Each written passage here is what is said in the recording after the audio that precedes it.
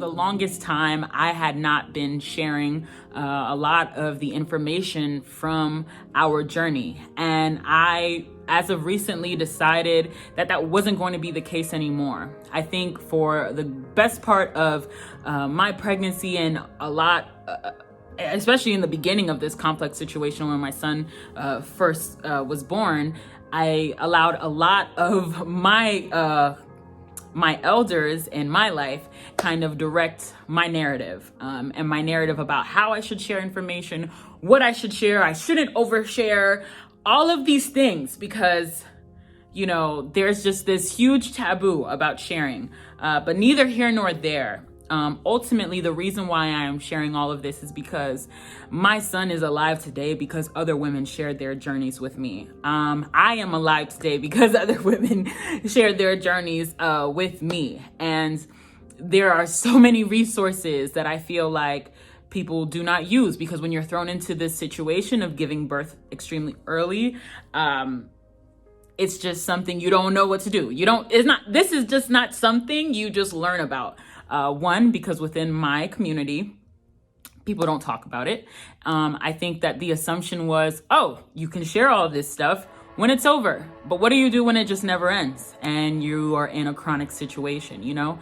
All of this will make sense later on. I just wanted to make sure I made a brief video that just kind of highlighted, you know, what you can expect to see from me towards the end of this year, leading into the new year. Essentially, I'm going to talk about my journey in pregnancy, and then my journey giving labor, and then essentially my journey in becoming a NICU mom, and Adonis's journey. I think it's incredibly important. I know there's a lot of people who may feel like it's too much, and if it's too much for you, that's okay. This is clearly not for you, but it is for, you know, family and friends of people who may know somebody going through something like this, or someone who may go through something like this.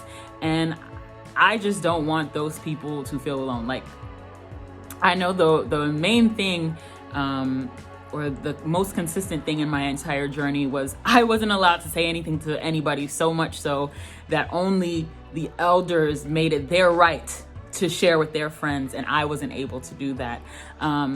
And I felt like I was kind of robbed of that opportunity. And at this point, I just was like, I would prefer to just share myself, because I owe it to all the other kids out there that lives will essentially be saved if the people around them have the information. And that's the biggest thing. Like, I'm looking to just share a wealth of knowledge about my experience, because although this doesn't happen to many people, there are a lot of cases. And I think it's unfair to kind of treat this other life as something we just don't talk about, because that's the worst thing you could possibly do. Lack of knowledge, lack of education does not brace people for what you may face if your child is ever hospitalized in the same way mine was.